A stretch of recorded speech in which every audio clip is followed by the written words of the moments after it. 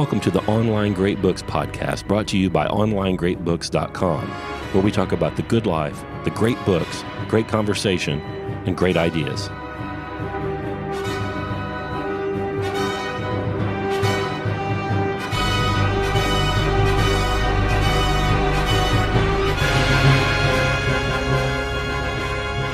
Welcome back to the Online Great Books podcast. Today we have a short but sweet episode for you. Our dear reader-in-chief, Scott Hambrick, sat down for a chat with Adam Rose, who is a lecturer, an educator, a fellow disciple of Mortimer Adler, and certainly a devotee to the great books, about his own work in bringing the great books to the masses. Among his many writings and lectures on the great books, Mr. Rose also teaches at the University of Chicago for the BASIC program, which was originally developed by Mortimer Adler in 1946 as a way to help adults in their self-development to become better citizens of the community, more examined people. And that program, which is a 4-year course for adults, is run much like the seminars at Online Great Books. There's a seminar leader who facilitates Socratic dialogue using the Socratic style of questioning in order to help the participants better understand their readings and explore the big themes and questions that the texts ask. Now, unfortunately, some of the audio from the beginning of the interview was mangled, so we're going to drop right into the middle of the conversation, but we hope you enjoy this. If you'd like to find out more about Adam Rose and his work with the great books, go to adamrose.com, and he's got all sorts of information about the BASIC program, some of the other course titles he's taught at the University of Chicago and elsewhere, some of the various lectures he's given, and a full listing of his writings, which are many. So I hope you enjoy the episode. Let's get to it.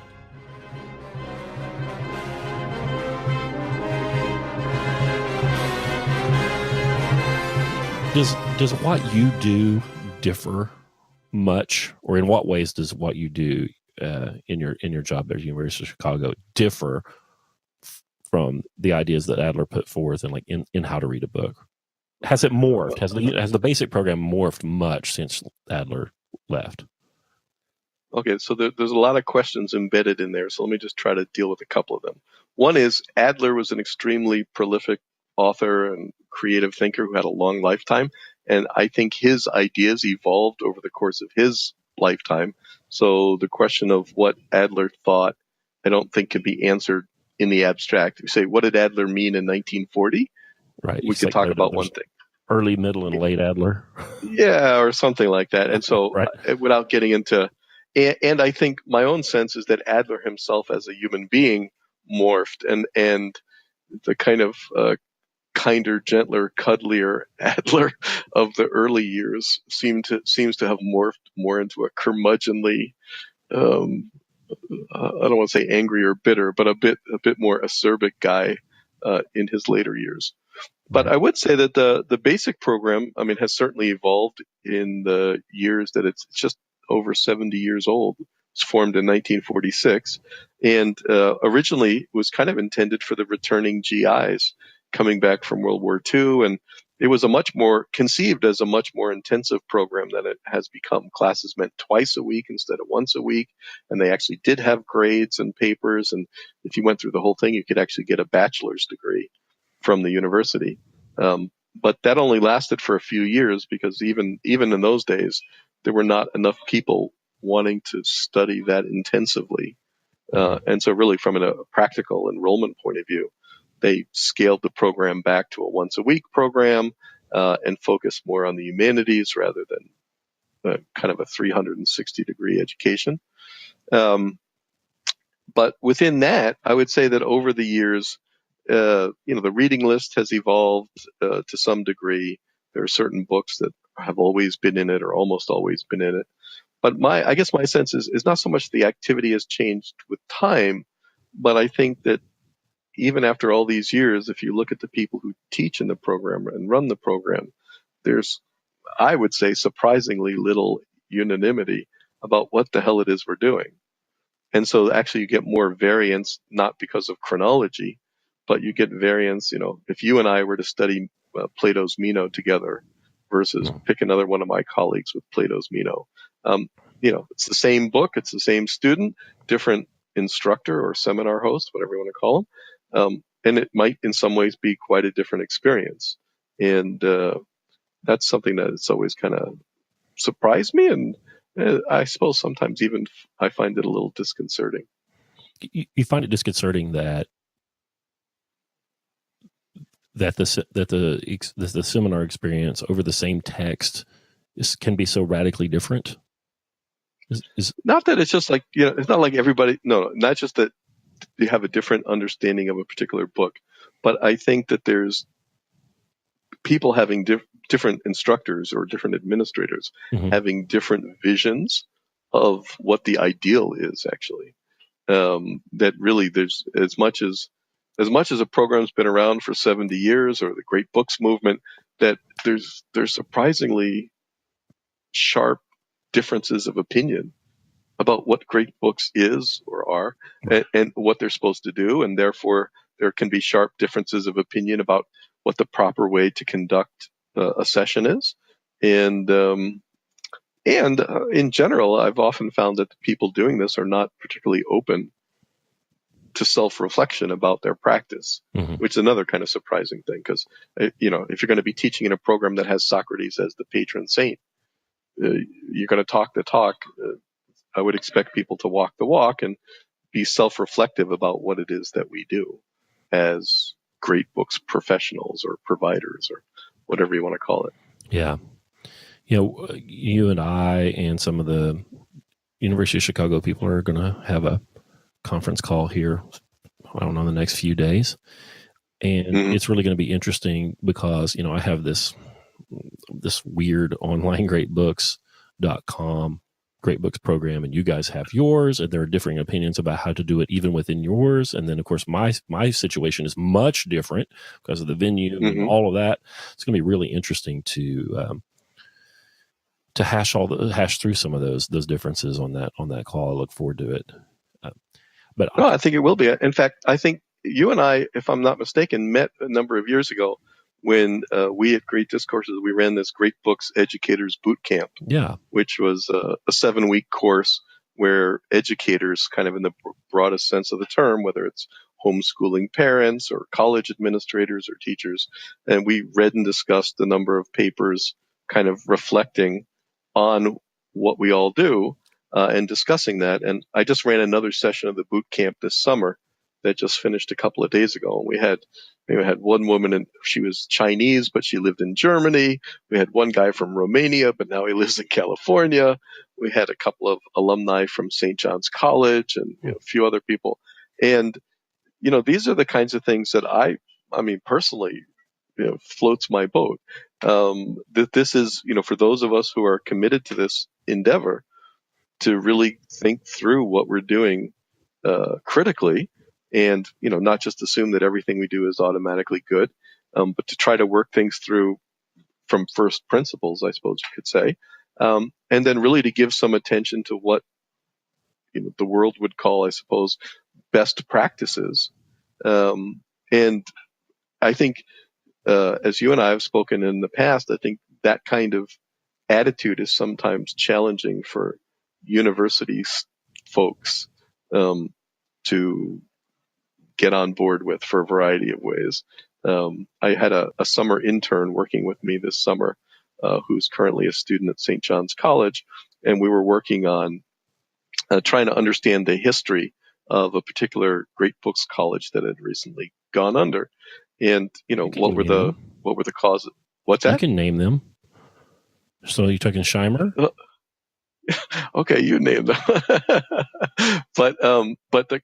But looking at the causes and effects, and the intern, we came across this thing about the question of like, well, why did it fail? And if you don't think it was random chance, and if you don't think it was an act of God, then presumably you think there was some series of cause and effects, and that led us to a consideration of at the end of the day, they ended up being bankrupt. And in the material world that we live in, money is life, actually, and you need money. And therefore, then somebody had to run the school, and the more that they had budgetary difficulties, the more they couldn't really afford, professional administrators, and the faculty were doing like triple duty. The faculty would like teach the classes, they would become part-time administrators, and they'd also clean out the bathrooms. Right. That sounds like onlinegreatbooks.com. Well, right, but one of the things I think we came to in this review, or certainly I came to, is that one of the things you lose, and I know it's kind of typical to denigrate the administrators. I mean, when I was a kid, my dad used to say, "Those who can do, those who can't teach, and those who can't teach administrate." Right. All right. But I think what we came to in this summer project is that if you don't have professional administrators, it's very, very hard to have best practices employed in the various functions necessary to run an organization in the real world. And that is not, the ivory tower. That's not a congenial message, I think, in many ways. And I think one of the things that you bring to your project, Scott, is that you really have a hard-nosed sense of what it takes to succeed in the real world and to create something that's capable of succeeding in the real world. And then within that, kind of cocoon that you're creating, to create a space in which people can do this personal development and this intimacy and this growth, and that's great. And it takes a kind of hard-nosed person to be able to create that space in which this activity can occur, because that space does not occur by itself. It hard-nosed. I kind of don't like that, but it's right. So even well, give me your own synonym. Fine. Because even within my own self, when I'm sitting and conceiving of how we want to do onlinegreatbooks.com, first I have to figure out what my goal is, and got a goal. And then when I start trying to think, well, how do I do that? Well, there's darn sure a way that I would like to do it, but that's not necessarily the way that that can actually get it done. Okay. The thing I want to do, here's what I want. Here's what it is. I want normal people doing this all the time. Mm-hmm. So you're channeling Adler. I think that his spirit has gone to your head. I get weepy. I want nurses and electricians and stay-at-home moms and normal people plying their trade during the day and doing this at night for the rest of their lives. Adler had a newsletter from one of the organizations he was involved in, and the newsletter was called "Philosophy is Everybody's Business." And I think that is just so spot on, and that is exactly what you're saying, which is, I do think there's value to universities, and there's some value to ivory tower and all that kind of stuff. But the idea that deep thinking or profundity or philosophy is something that should only get done by some small fraction of eggheads in the ivory tower is completely misplaced. And what you're talking about is philosophy is everybody's business, and make it possible. It's not just like Amazon Prime Day. It's Great Books Day. I mean, it's like, let's, put something meaningful on that Kindle. So I have learned that it's not just about, making it possible. That folks need help too. I've gotten lots of text messages and emails and phone calls from our members that have been. I get all choked up. The guys are like, I just finished the Iliad, and it's the first book I've ever read. Mm-hmm. So, that's what we got to have more of. And so I have learned that our project is slightly different than I thought it was. I still want normal people doing this all the time. And by the way, normal people would also include somebody that actually went to St. John's College. When they leave St. John's College after 4 years, they still need to do this until they're dead. That's true, but I don't think they're normal. But I do want everyone. But we take your point, yes. And I have found that we have to, it's not just, give them a place to do it, give them the resources. We also have to help them, one, remediate the reading. I found that I didn't read very well. Even though I read quickly, I was used to reading technical material, pulling out the bullet points and what I needed to know, skipping to the section that I needed. I was taught to skim and scan. So I've had to learn how to, I've had to fix that. So we've had to help them do that. We have to help them be accountable. We have to help them make a hole in their life to put this in. Television's there, phones are there. Space. Yes. And so I'm finding that the project has a much different shape than I thought it would. The goal is still the same, but what we have to do is much different than I thought it would be, and that's very interesting. But I think we're doing a good job. I've got normal dudes calling me, and they've read their first book. No, I think there's a sense in which it's a little bit like Maslow's hierarchy for self-actualization of an individual, but kind of adapted for an organization or for a great books organization, which is there are certain practicalities that we do live in the real world. This summer intern who was working with me this summer, started out with this kind of like romantic view that, Diogenes, who's an ancient philosopher, was famous for that. He just lived in a barrel. And that's all he needed, and he could think his thoughts. And it's like, well, why can't we have a college? All we need is a barrel. And I think the reality is that doesn't work in the real world. That in the real world, that you need, if you're going to do it bricks and mortar, you need real estate, or you need a building, or you need something. If you're going to do it online, you need, the equivalents. You need books, you need teachers or hosts. There's a lot of infrastructure that goes into creating the space in which the activity can take place, and then also keeping everybody motivated and moving it along. And when all that stuff is done well, it becomes invisible to everybody, as it should.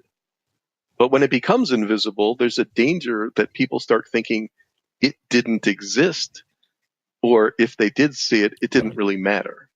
And I think that's the difference between, somebody like you, like like Plato's cave, you've been out to the outside, you've seen, but now you've come back in, and even if it's just like helping create a weekly rhythm of reading, that's you're asking people to change their lifestyle in a certain way.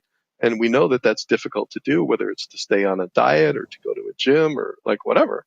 And so people can have the best intentions. And this is where, okay, I'm going to get all weepy, but it comes back to me in my life, which was an early discovery that honestly, life is a team sport. None of us does it on our own. And we've all been beneficiaries of things that people have done for us in the past. And at least to my way of thinking, we each have a responsibility, because we can never really pay it back to the people who did it, to helped us, but we can pay it forward. And that's kind of what you're doing with the online great books. I think, you're probably also looking to make a few bucks or whatever the thing is. And there's nothing wrong with that. It's not, yeah, right. I want it to carry its own water and self-perpetuate. Right. So but this idea of doing, paying it forward, that somehow, like, how did you get into the great books thing in the first place? I was going to homeschool my children, and I thought, well, gosh, I got to know how to do that, right? And so in researching how to home educate my children, and I always say home educate, by the way, because I'm not interested in school. Schools where you stand in line and they ring a bell and you sit down, they ring another bell and you stand up. Not interested. I'm interested in education. I realized that I have this microbiology and chemistry background, that I had holes in my own education, and decided I wanted to remediate that. And when I researched how I might best do that, I found the Great Books program and decided to do that myself. And so I started a group in my home, and we've run that group now for about almost getting close to 4 years, and want more people to do it. Yeah. So in the process of having to be an educator for kids, you ended up realizing that you needed to become an educator for yourself. Because when one teaches, and then now sharing that with other people. Yeah. Yep. Yes. Yes. Well, thanks. And kudos you've been to a big help to me.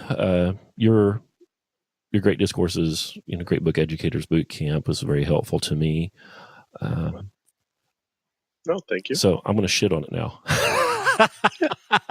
so you provided me with a great number of resources that were incredibly helpful. You modeled excellent discussions because I had only been part of the discussions that I held in my own home. I hadn't gone to any others. I had no knowledge of what those might have been. There were some transcripts of some discussions that Adler had printed, and I had read those. But going to the discussions you led was very, very helpful to me. Here's what may have been most helpful. I realized what the current state of Great Books education was out there. And I can kind of overlay my understanding of what the marketplace looks like. And I thought, oh God, this is not going to make it. It's just not going to make it. And decided that I had to start trying to figure out how to do it. And out of the overview of the current state of Great Books education that you gave us, that gave me the bones of what I needed to know to launch something else. And so that's where it was born.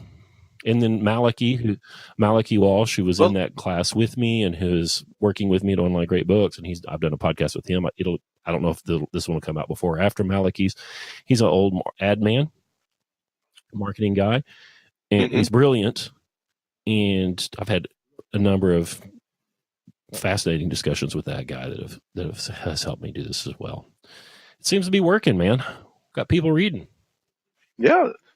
Well, maybe in a year or two, you'll run a educators boot camp from onlinegreatbooks.com and, show us what the kind of a systematic introduction to what the future should look like. We're trying to create, like you said, best practices. I'm not even going to say best practices. We're trying to create a set of not totally shitty practices. We're just trying to do a good job of creating engaging seminars for our members and do it every single time. Because, every group is different. Every day of the week is different.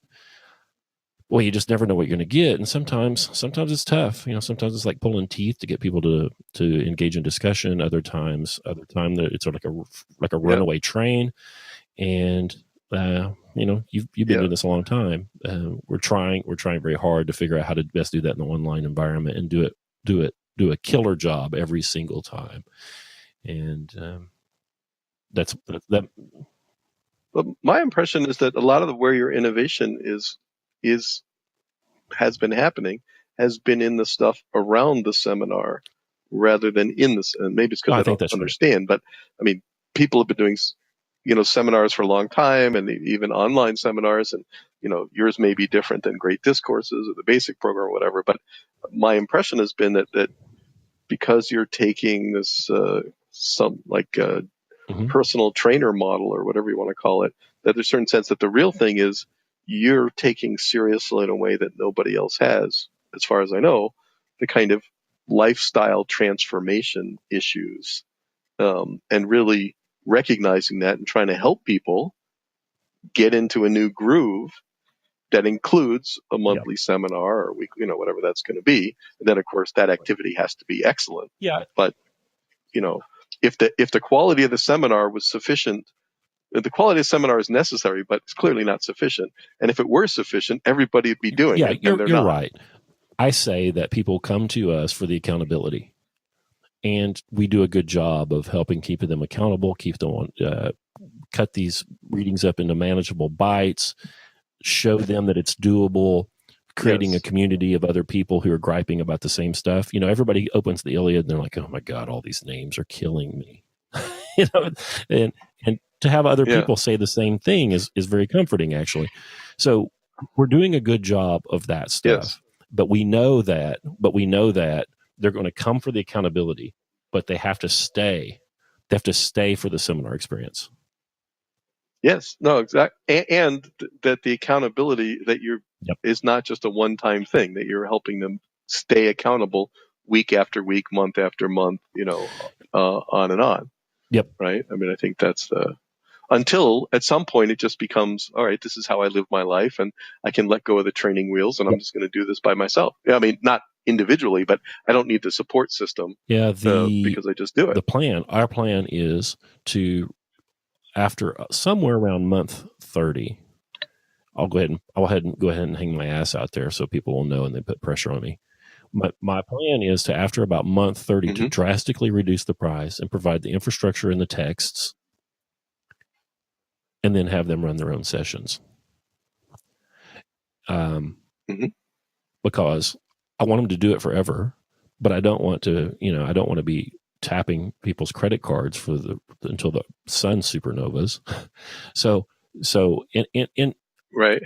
And I want them to be able to do it on their own. I mean, again, this is this democratic project that Adler talked about. I want them to be able to run these sessions on their own. I think that there is something about actually running the session and being able to do that has a quality all of its own, and I want them to get there. And we don't know how we're going to do that yet, so we will probably end up having running a boot camp, something like what you did for our members, so that they can take turns running sessions on their own as they move through the canon. All right, well, sign me up. I'm ready. We'll do that. Is there anything that you want to plug? No, I think the only thing I'd like to say is that we talked about the basic program, and basic program starting this coming fall will be offering for the first time its 4-year curriculum online. So, we've got very encouraging responses so far. In fact, as of this moment, more than half of our cohort for 2018 is online compared to bricks and mortar. We got people from several countries, scattered people all around the United States, and some people in the local area. And if there are people out there who'd be interested in a more structured approach with professional educators, they should check us out at basicprogram.uchicago.edu. Anything shaking at Great Discourses? Not so much at the moment. Well, follow Great Discourses on Facebook. When you announce new classes, you can see those there. And thank you for the help and inspiration that you have been to me and my folk at Online Great Books. Couldn't have done it without you, whether you knew that or not. Well, it's good to hear, and thank you very much. And I've enjoyed talking with you today, and look forward to many future discussions. Yeah, we will do it. I'm not done with you, though. I'm telling you, I got started writing the materials for this and sketching it all out in October. And they're almost October 2017, and we turned it on for our first kind of beta test on January 8th. And there probably wasn't a day that I didn't think about something that you said during that period. And so thanks, man. Appreciate it. Thank you. You're very welcome. So go follow us on Instagram. We're Online Great Books. On Twitter, we're Online Great Books. Go to iTunes, give us a review. Enrollment will be opening soon. If it's not opening right now, don't know when you'll be listening to this because this is like a time machine. So go to onlinegreatbooks.com. You can join our VIP waiting list if it's not open. If you join that waiting list, we'll send you all kinds of goodies to make it worth your while. And we'll also send you a coupon code that'll give you 25% off your first 3 months. So go sign up there. If enrollment is open, go sign up. I'm tired of you procrastinating about this. So thanks for listening to us.